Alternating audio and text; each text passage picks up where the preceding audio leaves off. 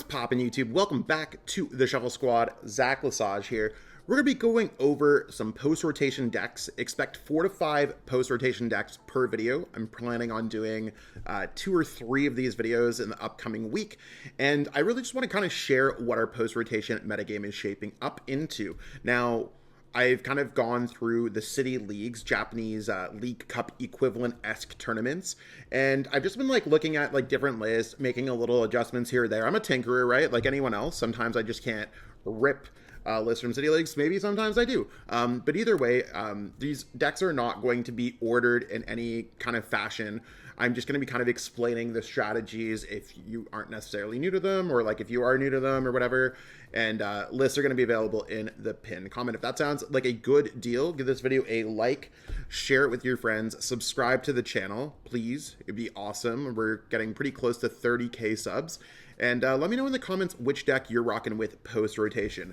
So kicking things off, we have Cynthia's Garchomp EX. Now, this is a deck that we thought might have had some potential in our previous format, and it seems like it's doing a lot better in city leagues. Now, Cynthia's Garchomp EX has already seen a couple day twos in previous formats. We've seen other strong players such as Daniel Magda, I believe, kind of explore the deck archetype. And yeah, really we have access to the Cynthia's Gigabytes to kind of search out our Cynthia's Pokemon. And that allows us to kind of use Corkscrew Drive, so we have a built-in draw effect, kind of cool for consistency purposes. And then we have Cynthia's Roserade to do a decent bit of damage extra. So kind of like a Premium Power Pro, we can do extra damage with Cynthia's Roserade, so your Cynthia's Pokemon can do more damage. That brings up Draconic Buster into a OHKO machine. Now, I thought Forest of Vitality would be really cool in this deck because we can kind of just go Cynthia's Roserade out of nowhere, even if our opponent knocked them out, and then kind of drop out a Draconic Buster or maybe knock out with a Corkscrew Drive. Judge is going to be the really big effect of this deck.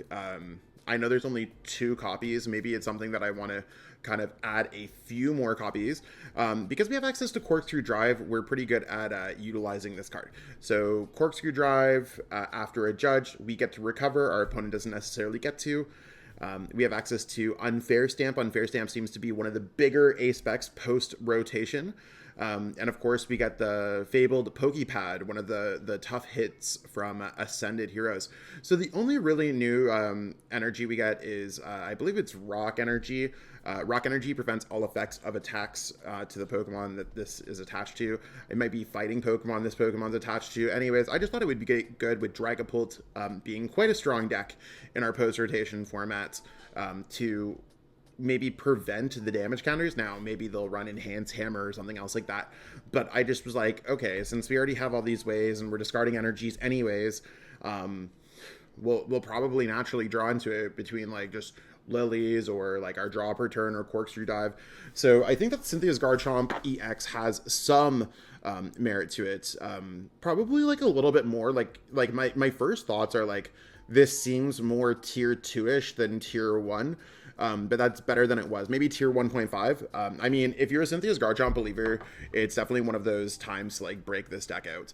I know I've started collecting the prize pack stamps of this card. So I'm a little bit excited. I'm hoping to, I play only with prize pack cards. So just to, anyways, Cynthia's Garchomp EX seems pretty cool right now. Seems like a pretty decent build. Self-searching cards like Cynthia's Gigabyte usually are pretty good. And, I think like we have kind of like a good supporter line when it comes to the deck. Like we don't really feel like we're missing anything. So that's what we got going on for this deck. We're going to jump into another one. I'm actually pretty hyped about Team Rocket's Mewtwo EX. I mean, not for obvious purposes, because there's a prize pack stamp version of Team Rocket's Mewtwo, right? In all seriousness, Mewtwo EX doesn't necessarily gain anything upcoming from sets. I mean, sure, there's Pokepad, and I mean, technically Ascended Heroes is kind of released, right? Just not legal for competitive play.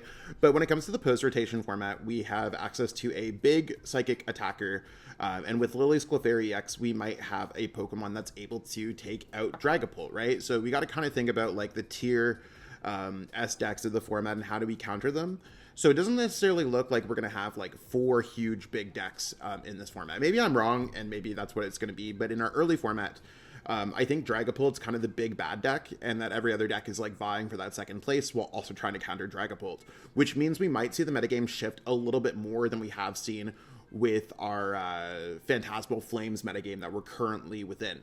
Now, why is Rocket's Mewtwo EX now coming out into play? Well, we don't have to worry about big Pokemon like Charizard, Gardevoir, and Goldango knocking out Team Rocket's Mewtwo EX. I mean, maybe Dragapult before was a little bit of a tough matchup. Like maybe you do okay against Dragapult because you can have access to big HP and your opponent can whittle your hand down, and things like Rocket's Articuno can definitely can stop some damage counters being put on your board. But it just seems like we have a good combination between Psychic type seems pretty strong in this format, and this takes kind of the place of Gardevoir's spot as a Psychic type attacker. Not really comparing this to Gardevoir in any capacity, but yeah, let me yap. Team Rocket's Spidops does give us a secondary backup attacker, so we have ways to accelerate energies, and we've seen this with Naganadel before in my famous Blacephalon EX deck. As we kind of move on, Rocket's Mimikyu can definitely have some cool gameplay moments in the format, especially since there's still a few Terra Pokemon in format. Team Rocket's Wobbuffet's something that I haven't really played around with too much. Like, these decks are like fairly untested on my side, I'll be straight up honest. But I am going to start testing as soon as I get over the hump of kind of the EUIC. I'm like literally recording this on a Saturday morning, and I leave like less than 24 hours from now. We get access to the whole Rocket's suite of supporters and Rocket's transceiver. I think that seems pretty powerful in and of itself, so we have a pretty consistent engine. The Pokepad Buddy Poffin split seems pretty good to get everything else that we want. Hero's Cape. There's not really too many outs that our opponent has to getting rid of Hero's Cape. I mean, some lists are running Tool Scrapper because it just sounds good, but 380 HP, 2 prize card Pokemon sounds pretty good. And then we got Rocket's Energy, Rocket's Factory. So like, I like that this whole contained archetype is getting to see some love, and it's something that I think it's going to see some success in the future. Like, it seems like it's Mewtwo. Literally, we just celebrated Mewtwo's birthday, if anyone's a Pokemon fan, and now we're seeing how powerful it can actually be now that we've lifted off some of the chains of the previous formats. We have arguably the big bad deck from our format, and you can see it hasn't changed too much, and that's probably the reason why it's one of the big bads. Charizard loses Charizard, Gardevoir loses Gardevoir, Goldango loses Goldango, and here we are with Dragapult, and Dragapult lost Iono. Iono can be replaced with Judge here. Judge plus Phantom Dive plus whatever really can give your opponent some headaches now. We have access to Neo Upper Energy, and we have access to Crispin, so we can kind of self-accelerate some energies a little bit more. Maybe the format's a little bit more aggressive, so we require having Crispin in this deck. The supporter line to me seems like it could use some work in this deck, but having access to Meowth EX allows you to search out whatever supporter you want at any time. So playing Crispin is kind of cool because you're like, cool, I can search out Crispin. Sure, I can search out Boss. Sure, I can search out... Like, you know what I'm saying? Like, you have access to whatever you want to search out. Yeah, there's no Professor Turo. There's no access to Countercatcher. I know Countercatcher's not a supporter, but like, I'm looking at Boss and I'm like, oh, they're kind of the same category. So those are some other losses, but like literally, like, we can kind of semi-replace them between Judge, Boss, whatever. I do like the 4-Buddy, Ultra, and Pokepad because that does allow this deck to kind of set up really quickly. A couple rare candies seems nice so that we can get out some Dust Noirs if necessary. Dragapult out of nowhere, like Dragapult plus Crispin. Jamming Tower seems pretty good with decks throwing in things like Hero's Cape, Max Belts. Seems like Tool Ace-Specs are pretty big when it comes to this format. Decks are a little bit less aggressive, so cards like Prime Catcher going down in play. And yeah, I think that it's one of those decks that we have decently solved in the metagame. Like, I worked on this list and I was like, yeah, you want to know what? This seems good for right now. Searching out whatever you need. Like, if you have Rare Candy in your hand and you search out Dragapult and Neo Upper Energy with Meowth, like, you're like, cool, we just popped off and we got off an attack. If you have Rare Candy, Ultra Ball in your hand, you could be like, cool, I'm searching for Crispin and we're going to pop off an attack. So there's a lot of cool things that I think with Dragapult, and there's no doubt in my mind that this is going to be the deck that a lot of people start flocking towards. So if you're like looking for a deck that survives rotation, or if you're like, hey, what is my next deck to invest into, Dragapult EX seems like it's going to be good for like, well, right now we still have like, I don't know, 3 months before rotation or 2 months before rotation. Don't count on my math. I'm just like, what, we got February, March, April, 3 months. Then you get a whole other 12 months, and that's if rotation is in April again. So you got 15 months with this deck. Pretty cheap altogether, if I think about it. Like, Meowth shouldn't be too much once it releases. So pick up your Neo Upper Energy now. Maybe wait on Pokepads, because those are going to be a little bit expensive. Everything else in this deck should be dropping pretty low. Now, if there's anything else that you need when it comes to things like... I don't know, let's say it's like Altar cards, maybe start picking up those cards like Judge now before they go up, maybe picking up some cards like Dawn, which might go up as well. Now, like, that's the thing. Like, we have our new suite of supporters. We've already seen Team Rocket's Petrol kind of rise and soar. The Rockets cards overall are just rising and soaring as people get prepared for it. So make your wallet a little pre-rotation proof. Hopefully that's a good tip from this video. And then we're going to jump into the last deck, which is also probably one of my favorite decks. I've been picking up a lot of the cards for it lately. Boom, here you have it. This is going to be the last deck in our video, just so people have an option to log off after they watch this one. I mean, stay tuned, watch the ads and all that good stuff, right? Mega Lucario EX. Now, this is a deck that I think, like, the list looked really good when I put it out there. I saw some City League lists. I saw Jackson Ford's list on X, and I think that Mega Lucario, like, I actually played against one at League in our standard format, and it's actually, like, pretty scary to play against. Having Aura Jab, being able to grab energies back from your discard pile and attaching them to your bench, pretty cool effect there. Not enough lists, in my opinion, are running discarding cards. Maybe Carmine is not the best choice. I need to think about that, but I think Carmine plus Switch and Air Balloon plus Soul Rock plus Premium Power Pro turn 1 could be really cool. So going second with this deck, attacking with Soul Rock, having access to Judge plus Hariyama to gust up your opponent's Pokemon. Hariyama is also a really strong backup attacker, being able to do 210 damage. With Max Belt, that can be 260 damage, plus Premium Power Pros, plus Gravity Mountain. Does give yourself some decent options, right? Like, a Gravity Mountain can bring a Dragapult down to 290 HP. A Max Belt Premium Power Pro or double Premium Power Pro. Does the double Premium Power Pro work? Maybe triple Premium Power Pro. Triple Premium Power Pro knocks out a Dragapult. Or Max Belt Premium Power Pro knocks out a Dragapult, right? So there's some cool things that we have there. Mega Brave being a 2 energy attack does really give us a lot of credence in the matchup, where we can just do 270 plus a couple Premium Power Pro or a Max Belt, knock out our opponent's Pokemon. We have access to Pokepad. We have access to Ultra Ball. We have access to Fighting Gong. Fighting Gong is a really powerful card when you think about it. In a world where we are losing Nest Ball, why not search for a Fighting Basic or a Fighting Energy? Like, that sounds really good. So I think that this deck has a lot of stuff going for it. If Dragapult's number 1, I think that this deck has to be, like, within the top, like, tier. Like, if Dragapult's tier S, I think this is, like, tier 1.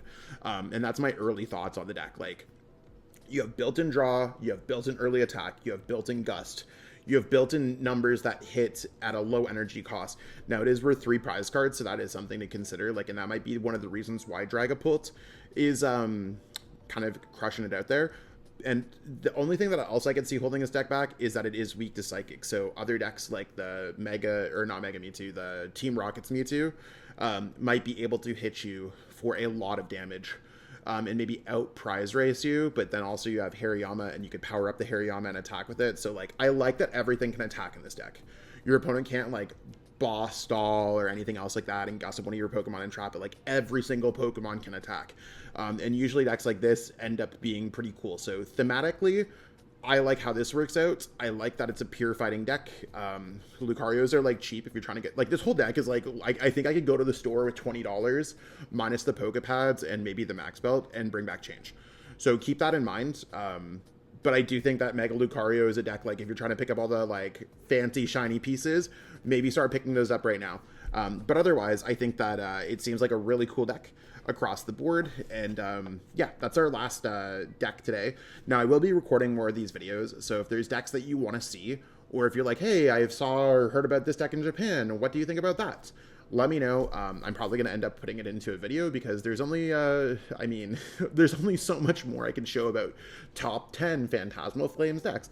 I mean, with EUIC coming up in about a week, less than a week now, geez. I got to put up something, right, to like kind of see where the metagame's going. But in terms of other content, I'm really looking set towards Ascended Heroes. I'm looking towards post-rotation formats and kind of really trying to kick off the channel that way. So yeah, if there's anything you want to know, let me know. Other than that, yeah, I'm traveling to EUIC tomorrow. So Montreal to London. I get to go through Halifax. It's going to be really cool. If any people want to stalk me or anything like that, you probably can see my flight path from there, but it's going to be cool. I've never been to Nova Scotia before. I know it's just an airport, but I'm excited to at least experience a new airport, touch foot in a new province for me. And then, of course, go to London. I get there Sunday night, London time, so that's cool that I get there the same day. Normally, I fly overnight to London. And yeah, my plan is to explore London. It's actually going to be my birthday on Monday. So I get to kind of kick-start my 34th birthday in London with my wife and my daughter. So that's going to be amazing. And we're just going to be doing a lot of Pokemon testing. EUIC is one of those tournaments I need to crush out. Probably going to end up playing Goldango. But we'll see. I have a whole week to decide, and I have a whole bunch of decks that I'm going to bring with me. So other than that, if you see me at the tournament, be sure to say hi. If there's any content you want me to make, let me know. And I will catch up with all you later. Peace out, and have a great one.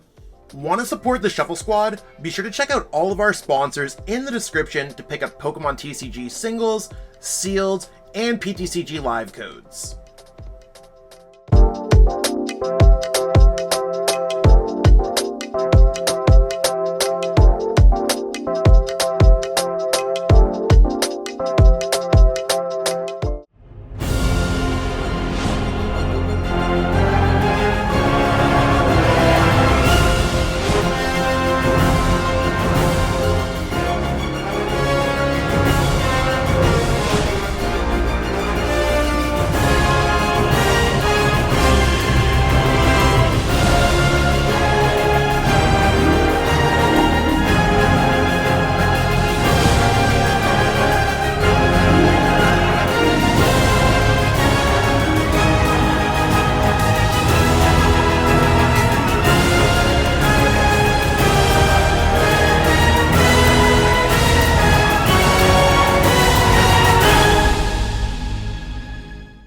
Thank you so much for watching this video. I hope that you enjoyed the content that we have today, and maybe you'll click on one of these other videos, enjoy those videos too.